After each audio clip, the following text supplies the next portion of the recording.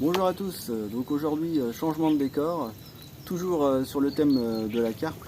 Donc aujourd'hui je vais vous présenter mon bassin. Donc si tu débutes ou tu veux créer ton bassin, donc je vais te montrer comment j'ai construit mon bassin de 11 mètres cubes. Avant toute chose, si tu veux avoir tous mes conseils techniques et astuces, donc c'est t'abonner à ma chaîne Gland Carp Emotion. Je te donnerai tous les éléments qui m'ont aidé à créer mon bassin, ma technique de construction, le raccordement du bassin à la filtration, l'UV et la filtration mécanique, la filtration biologique, le temps de passage dans la filtration, les différents produits que j'utilise pour le bien-être des coilles, ainsi que le type de nourriture et la fréquence de nourrissage, les coilles, leur nombre et pour quel volume. Je vous donnerai tous ces conseils là qui m'ont vraiment très bien aidé. Je vous expliquerai également aussi comment je suis passé d'une coille Tosai donc de 20 cm pour 200 grammes à une coille de 75 cm pour quasi 7 kg en 3 ans.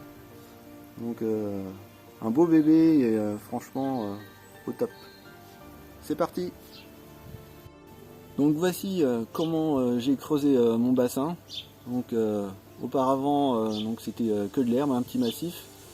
Et donc j'ai fait venir une mini pelleteuse. Et donc j'ai tout fini après donc à la pelle. Donc gros volume de terre. Hein. Et beaucoup de glaise et des bras surtout.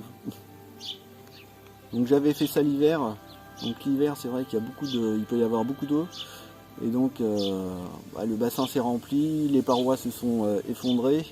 Je vous dirais que c'est plutôt plus facile à faire ça au printemps que l'hiver. Après, concernant le cycle, du coup le cycle va être retardé par contre. Vous aurez peut-être du mal à mettre vos carpe-coilles dans la même année, quoi. Donc c'est pour ça, c'est bien de démarrer un bassin au printemps, que le cycle des bactéries se fasse et enfin, voilà, je vous expliquerai ça tout à l'heure. Donc une fois creusé, donc vous pouvez voir, j'ai fait les fouilles, hein, les fondations. Donc après j'ai monté quelques rangées de parpaings, donc en parpaing de 20 cm sur 20 de haut. Et donc j'ai fait des poteaux, hein, avec de la ferraille dedans à l'intérieur. Donc j'ai fait une marche aussi également. Donc le bassin donc il fait 1,10 m de profondeur. La marche est à 50 cm. Donc c'est vraiment le minimum, hein, c'est vraiment pour les hérons. Hein. Et puis même si vous avez des enfants ou autres, au moins il y a une marche déjà de protection, ça fait un petit palier pour les premiers secours. C'est vraiment important. Donc concernant les parpaings, donc j'ai arasé tous les angles des parpaings, hein, pour pas qu'il y ait d'angle vif, pour éviter de percer la bâche. Après donc j'ai mis du sable au fond de la terre pour faire une espèce de cuvette, que ça soit pas trop plat. Et pour que toutes les saletés se dirigent un peu vers le même endroit, hein, vers ma pompe de fond. Donc après j'ai mis le géotextile, hein, enfin le feutre, et pour lequel j'ai scotché, hein, et donc ainsi la bâche. Hein. Donc prévoir assez large, c'est vraiment important, parce qu'entre les plis et tout, la forme du bassin, c'est primordial. Donc moi j'ai pas prévu de bombe de fond. C'est directement une pompe de remontée et un skimmer. Alors vous allez voir, sachant que ma filtration est enterrée, elle se trouve juste à 15 cm, 15-20 cm au-dessus du niveau du bassin. Donc quand je le remplis, c'est limite, ça rentre dans ma filtration, très légèrement. Hein. Donc sachant que j'utilise, et c'est très important, hein, utiliser au minimum des tuyaux de 110 mm. Hein. On peut croire que c'est énorme. Et quand il y a du débit, c'est le minimum, vous allez voir, même en 110, c'est à ras du bord, du haut du tuyau, quoi. Donc pour une finition, elle est à peu près naturelle, hein, pour éviter de voir trop la bâche. Donc j'ai mis un écolate donc, tout le tour du bassin sur la partie extérieure des parpaings. Et du coup, on arrive à faire vraiment quelque chose de propre et net. On arrive à amener la terre contre la bâche. Donc là, on voit 1 cm de bâche, quoi, sur tout le tour. On arrive à amener la terre et du coup l'herbe cache pratiquement la bâche. Hein. C'est pareil, si vous écartez aussi votre écolate des parpaings. Hein, plus vous écarterez, plus vous pouvez aussi poser des pierres sur les bords. Donc ça fait vraiment très naturel comme j'ai pu faire. Donc c'est pour ça déjà on peut voir là-bas donc avec les parpaings de 20 cm, du coup on arrive à poser des belles pierres qui dépassent. Et du coup l'ensemble donne assez bien quoi. Donc bien penser aussi à faire un trop plein. Donc là c'est un diamètre 50. Hein, donc quand il y a des fortes pluies, c'est vraiment important hein, que cette pluie s'évacue.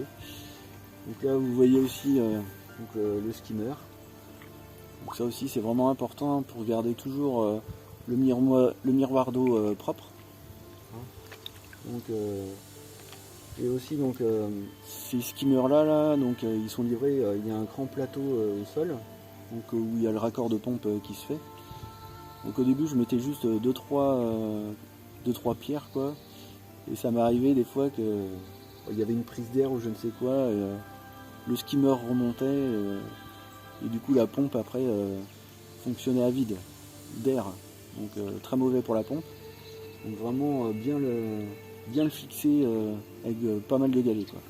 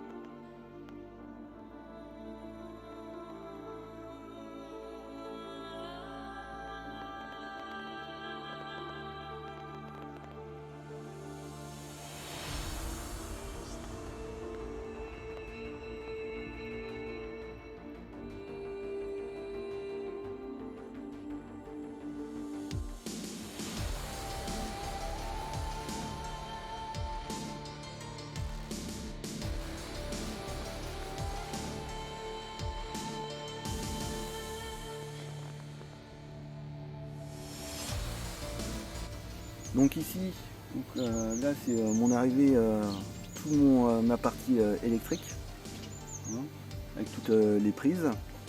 Donc après l'autre partie, l'arrivée d'eau et l'évacuation d'eau qui part dans ma filtration ici. Donc avec toute la filtration biologique ici. Hein. Donc ici voici donc toute la partie biologique. On a vu le filtre à grille donc en 300 microns.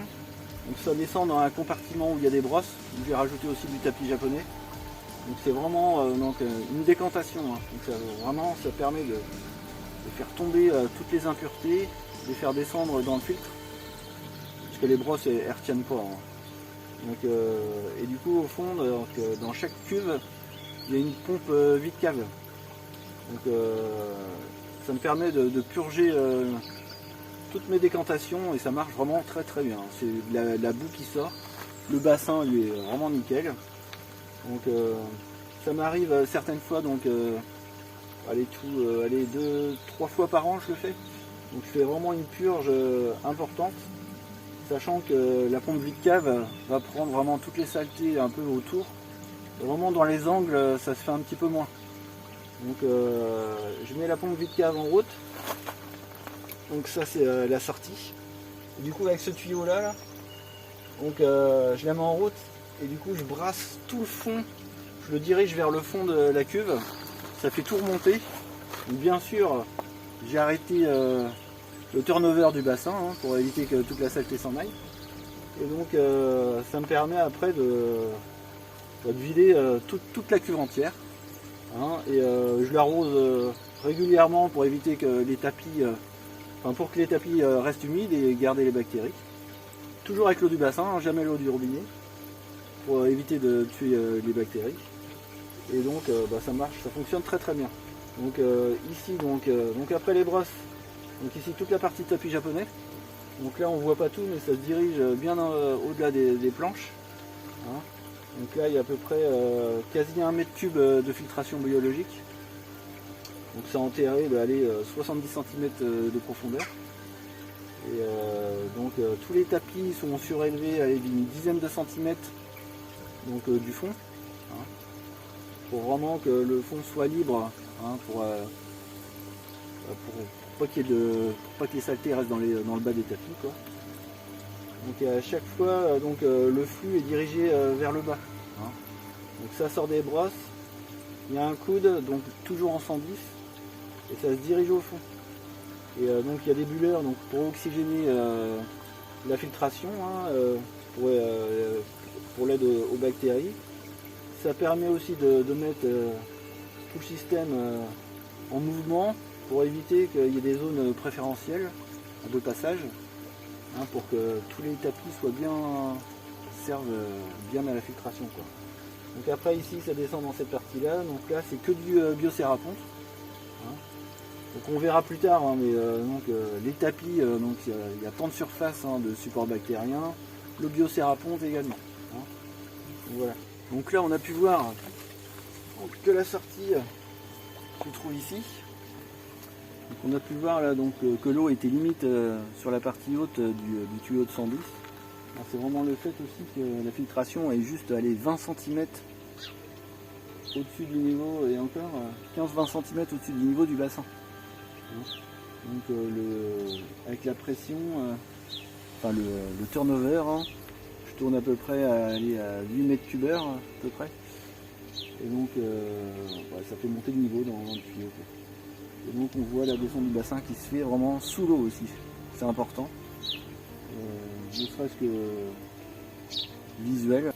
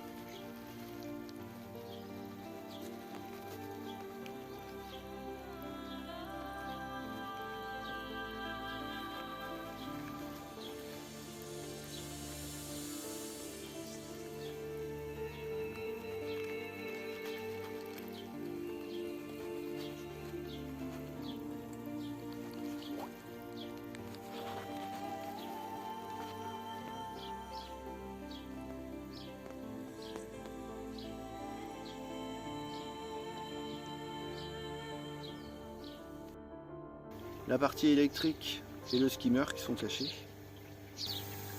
Donc voici la partie électrique du bassin. Donc on commence donc l'Aquaforte, la DM Vario 10 000 avec variateur. Donc c'est la pompe de fond, de remontée du bassin.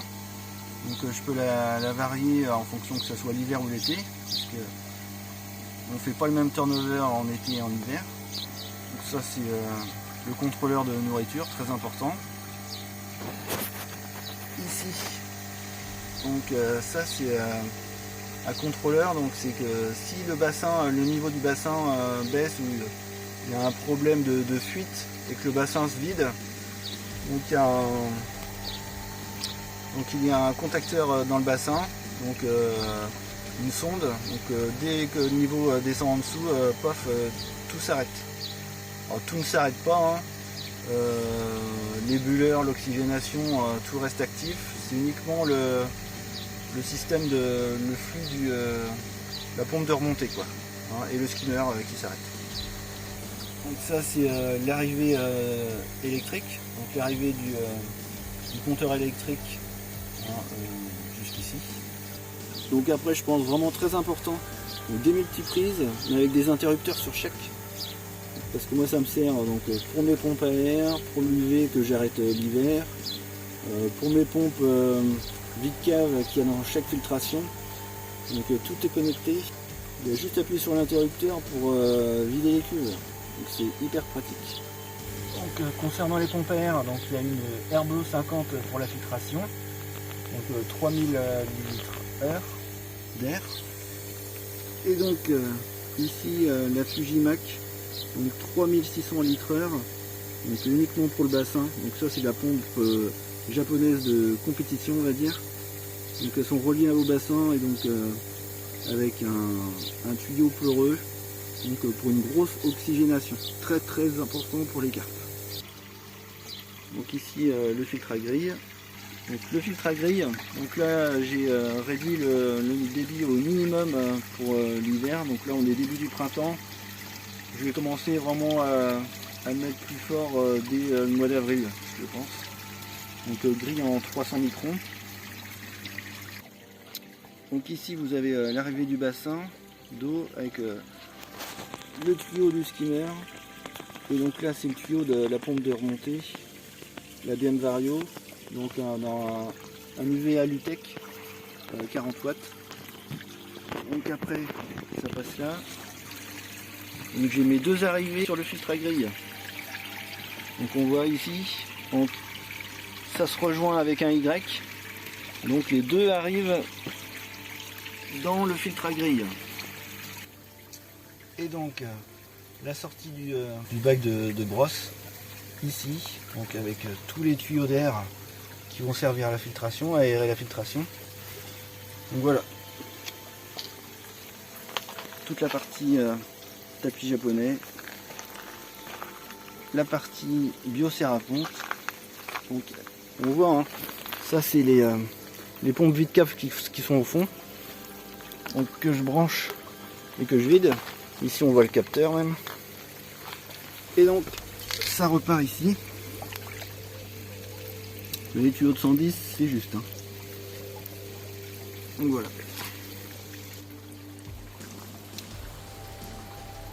Donc on voit ici donc, la sortie du filtre biologique qui se dirige tout droit vers le bassin. Donc une petite pente, un tuyau de 110 qui passe ici en dessous. Et voilà. Ça sort ici au bassin. Donc on voit la sortie. Donc j'avais mis aussi, je sais pas si on va le voir, il y a un réducteur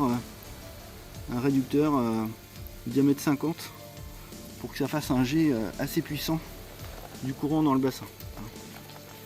Donc voilà. Et puis ici, vous pouvez voir, ça c'est le contacteur, l'électrode que je vous ai dit au cas où le bassin se viderait pour couper les pompes, la pompe de remontée et le skimmer. Et voici le rendu du bassin. Superbe.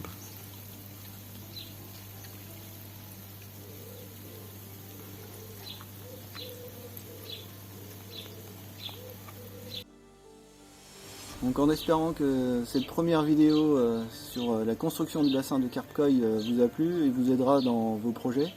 On se dit à bientôt pour les prochaines vidéos et explications un peu plus en détail sur les différents thèmes. Si cette vidéo vous a plu, donc n'hésitez pas à mettre un pouce et à vous abonner. Et on se dit à bientôt dans les prochaines vidéos.